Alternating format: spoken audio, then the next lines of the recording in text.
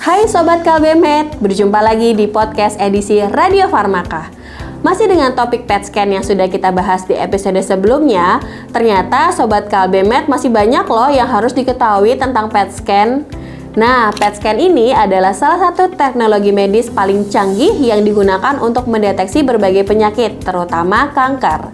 Tapi tahu nggak sih Sobat Kalbemed, yang ternyata PET scan itu ada loh perbedaan dari tes-tes medis lainnya. Apa aja sih itu? Nah, kita akan bahas di episode terbaru dengan topik 5 hal yang harus kamu ketahui tentang PET scan.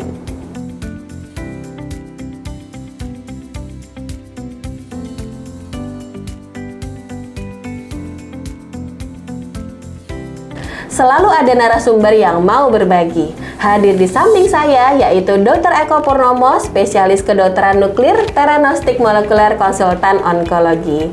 Selamat pagi, dokter. Selamat pagi, Tiara. Ya, kabarnya luar biasa atau apa nih, dok, hari ini? Luar biasa. Iya, luar biasa. Tangannya harus dua gini ya, dok ya. Baik, Dr. Eko. Nah, viewers perlu tahu kira-kira hal penting apa sih yang harus diketahui terkait PET scan? Mungkin penasaran nih cara kerjanya. Sampai kenapa sih tes ini kok penting banget ya bagi dokter dan juga untuk pasien. Oke, kita langsung masuk ke pertanyaan pertama. Dokter Eko, fakta yang pertama perlu diketahui nih kira-kira ya, dok ya. Banyak yang bertanya, fungsi PET scan itu sebetulnya betul nggak sih untuk mendeteksi penyakit? Oke, baik. Sobat Kalbemed yang luar biasa dimanapun berada. Jadi betul tadi yang pertanyaan Mbak Tiara, PET scan itu apa saja? Jadi memang selama ini kita tahu PET scan itu banyak untuk kanker. Tapi sebelumnya bisa juga untuk mendeteksi penyakit. Yang namanya penyakit itu bisa infeksi, bisa kanker, ya. Jadi memang kita tahunya PET scan di luar negeri untuk kanker. Ya memang penggunanya banyak untuk itu. Jadi memang PET scan ini karena dia alat canggih, dia tuh bisa mendeteksi jauh sebelum kelihatan di pemeriksaan scan yang alat lainnya. Jadi pada saat dia awal saja, di mana dia belum sampai menimbulkan pembengkakan, penyebaran atau apa, kita sudah bisa tahu. Contohnya, kalau dengan alat CT scan kita tunggu dia berapa senti baru kelihatan, kalau dengan alat PET scan berapa mili kita sudah tahu. Jadi lebih awal kita tahu dan otomatis dokter menanganinya akan lebih cepat dan angka kesembuhannya akan lebih tinggi. Memang karena dia sensitif, dia bekerja langsung menilai metabolisme dalam tubuh. Jadi sifatnya sudah molekuler, jadi tingkat sel nanti. Jadi istilahnya sebelum benjolan kelihatan, ya kita udah tahu ini ada bakat kanker atau tidak nantinya. Begitu. Baik. Kalau istilah awam nih sedia payung sebelum hujan ya, dok. Betul. Sebetulnya ya. Sedini mungkin kita tahunya. Sedini mungkin. Ya. Baik. Nah, selanjutnya terkait masih di PET scan ya, dok ya. Betul nggak sih, dok? PET scan ini menentukan tahapan penyakit itu sendiri? Ya, betul sekali, Tiara. Jadi PET scan itu membantu menentukan tahapan suatu penyakit. Kita tahu kanker itu sifatnya macam-macam. Ada yang cepat menyebar, ada yang masih lokal berjalan dengan lambat. Nah, dengan alat PET scan kita tahu ini kankernya masih lokal, baru tahap awal atau sudah menyebar. Otomatis dokter yang menangani kalau dia masih lokal itu akan lebih cepat dipilih terapi yang cocok apa sehingga kesembuhannya akan lebih tinggi. Jadi dengan alat PET scan kita bisa tahu apakah di organnya saja yang sudah ada kankernya atau sudah menyebar ke kelenjar getah bening sekitarnya atau organ sekitarnya. Jadi memang sangat bermanfaat untuk menentukan tahapan suatu penyakit. Baik, nah mungkin kalau keluarga pasien ya ataupun viewer sendiri yang memang masih bingung terkait PET scan ini sangat-sangat membantu ya, dok ya. Karena kadang selain sudah terdiagnosa kanker, kalau kita bahas kanker ya, dok ya, pasti ada rasa denial. Nah, setelah ada rasa denial, keluarga dan juga pasien kadang bertanya, kira-kira saya di tahapan apa? Bingung, akhirnya cari di mbah Google atau di mbah-mbah yang lain nih, dok, jadi nyasar kemana-mana, padahal sebetulnya teknologi ini sudah ada di Indonesia, yaitu PET scan ya, dok ya. Nah, berikutnya kalau kita bahas terkait Mbah Google, keluarnya itu kebanyakan mitos dan fakta. Nah, ini yang kadang kita perlu luruskan ya dok ya. Terkait mitos dan fakta memang paling banyak dibahas. Nah, pembahasan kita ketiga ini dok, apakah PET scan itu menggunakan radioaktif dan bagaimana sih penjelasannya? Mungkin ini banyak yang khawatir karena ada kalimat radioaktifnya itu dok. Iya, betul Tiara. Jadi memang istilah penggunaan radioaktif ini bagi sobat Kalbemet yang belum memahami itu kadang-kadang menimbulkan pertanyaan. Padahal radioaktif atau radiasi ini sudah lama kita gunakan. Dulu kita gunakan ronsen, itu radiasi juga, ya. CT scan juga radiasi, menggunakan radioaktif juga, ya. PET scan menggunakan betul radioaktif, tapi dosisnya kecil sekali.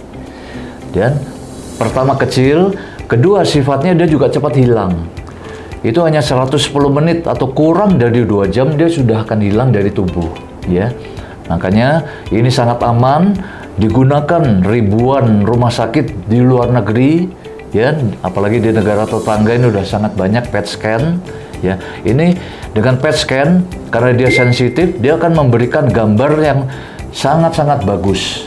Nah, ini akan dari awal kita bisa sampaikan ke pasien, pertama aman menggunakan tracer radioaktif atau kontras radioaktifnya, tidak menimbulkan nyeri pada saat disuntikan, tidak ada rasa panas, ya, dan itu juga cepat hilangnya nanti, begitu. Baik dokter, ini menjawab ya kekhawatiran karena kalau kalimat radioaktif tuh terus akhirnya nyasar ke informasi-informasi yang belum tentu akurat, betul. ketakutan. Padahal harusnya dikomunikasikan dulu kira-kira PET scan itu menggunakan radioaktif dan penjelasannya seperti apa. Itu tadi yang disampaikan oleh Dr. Eko. Nah, selanjutnya nih viewers tuh kadang bilang ya dok ya, itu cuma buat kanker. Saya mah nggak usah nonton karena saya keluarga nggak ada yang kanker, saudara nggak ada. Kalau kantong kering adanya di akhir bulan nih dok ya. Betul. Nah tapi kalau penyakit kanker sendiri saya nggak relate, jadi saya nggak usah nonton karena kanker itu jauh dari keluarga saya. Nah kira-kira betul nggak sih dok PET scan dikaitkan dengan kanker? Apakah memang PET scan ini dikhususkan untuk penyakit kanker dok?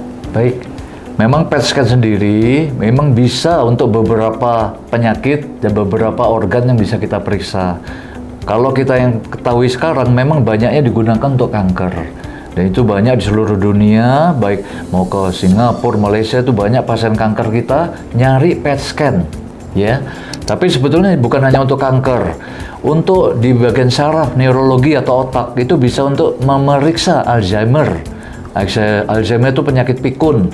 Nah, ini banyak sekarang ya istilahnya orang-orang pengen tahu, saya udah mulai pikun belum? Nah, itu bisa kita periksa dengan alat PET scan nanti. Jadi kita bisa tahu, kalaupun memang positif pikun, nanti diobati. Nanti kita buktikan lagi, sudah ada perbaikan belum setelah diobati, kita periksa lagi dengan PET scan. Ya, Alzheimer, Parkinson, demensia, epilepsi, kita bisa tahu di mana sih titik epilepsinya nanti. Sehingga nanti dokter bedah saraf atau neurologi itu akan mengobati tepat sasaran. Untuk jantung, kita bisa gunakan juga. Kalau dulu pemeriksaan dengan istilahnya angiografi itu hanya melihat pembuluh darahnya, tersumbat atau tidak, ya. Tapi kalau dengan PET scan, kita lebih dalam. Kita bisa tahu otot jantungnya ini masih hidup nggak. Sehingga nanti kalau alirannya diperbaiki, kita berharap fungsi jantung ini akan berfungsi baik kalau ototnya juga kita tahu yakin ini baik. Juga untuk penyakit yang lain, infeksi. Misalnya ada benjolan, pasien juga nanya, dok ini infeksi atau tumor. Nah, dengan alat PET scan kita juga bisa tahu. Jadi nggak usah dibedah dulu, kita PET scan tahu nanti. Begitu. Baik. Jadi banyak manfaatnya, bukan hanya sekedar untuk kanker, ya. Iya. Cukup menarik ya dok ya, memang perkembangan teknologi itu semakin meluas, semakin kita harus mengupdate diri, tapi tentu saja harus disertai dengan penjelasan yang akurat ya dok ya. Betul, jangan sampai nanti perkembangan teknologi ini hoax kemana-mana ya dok ya. Salah satunya dengan podcast hari ini ya viewers, dengan hadirnya Dr. Eko sudah menyampaikan apa sih mitos dan fakta atau 5 fakta yang diketahui tentang PET scan. Nah selain tadi di luar kanker, cukup menarik ya, ada untuk jantung, ada untuk penyakit pikun juga ya dok ya? Betul sekali. Yaitu sudah bisa membantu untuk dilakukan pemeriksaan PET scan. Berikutnya dok, kalau untuk PET scan sendiri, kira-kira membantunya itu dalam segi siapa sih dok? Apakah pasien dan dokter? Dan apakah membantunya itu ke arah mana? Sampai ke arah terapi kah mungkin? Seperti apa dok penjelasannya? Baik, betul. PET scan ini bermanfaat bagi pasien, baik bagi keluarga, juga untuk dokternya. Contoh, untuk memilih terapi kanker yang tepat. Kita tahu kemoterapi itu begitu mahalnya dan tidak cukup sekali. Biasanya kita dokter di bagian kemoterapi itu akan memberikan satu serial, entah 5 atau 6 kali pemberian. Harganya kita tahu ratusan juta, ya. Nah, kalau dengan PET scan kita bisa membantu, ya. Satu, setelah 2 kali pemberian kemoterapi kita PET scan dulu. Jadi dari situ kita bisa tahu, ini ada respon nggak? Cocok nggak obat ini? Jangan nanti diteruskan, pertama biayanya sudah mahal, pasiennya teler, tidak ada hasilnya. Jadi kalau memang dengan PET scan, oh ini tidak respon, dokter yang memberikan kemo itu harus langsung merubah regimen atau jenis kemonya yang lebih cocok untuk kanker tersebut. Jadi PET scan bisa untuk memilih terapi yang tepat, ya. Kedua juga nanti buat pasien dan keluarga, setelah selesai kemo, sekian waktu kita PET scan. Nanti kan pasien dan keluarga tanya, dok, kankernya udah hilang belum? Nah, itu kita bisa jawab dengan PET scan nanti, ya. Baik.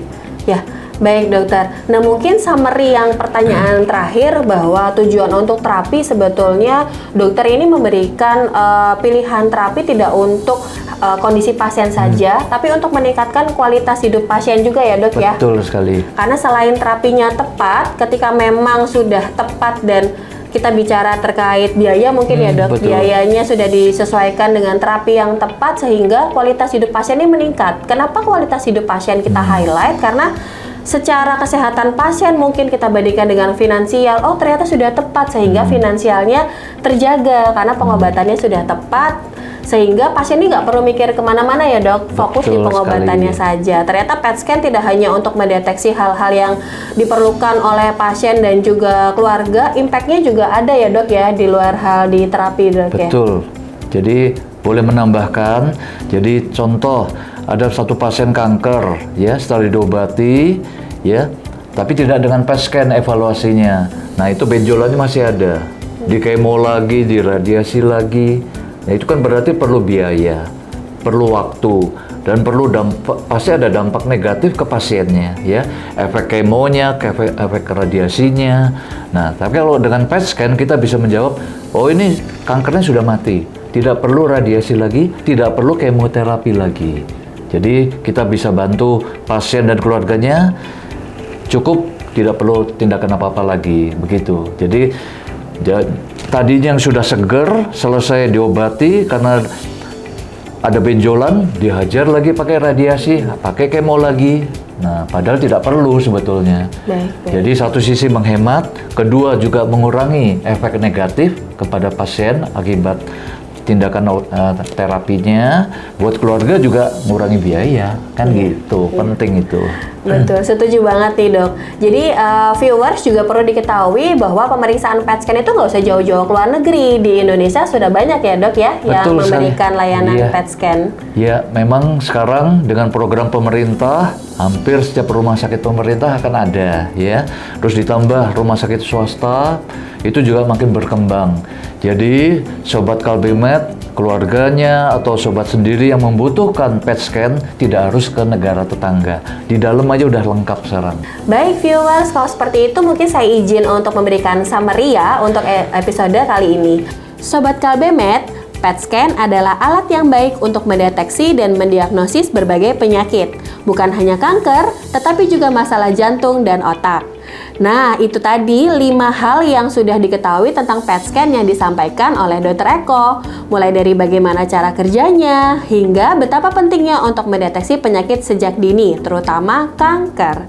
Dengan kemampuannya untuk mendeteksi masalah pada tahap awal dan memetakan penyebaran penyakit, PET scan memainkan peran besar dalam merencanakan pengobatan yang tepat untuk pasien.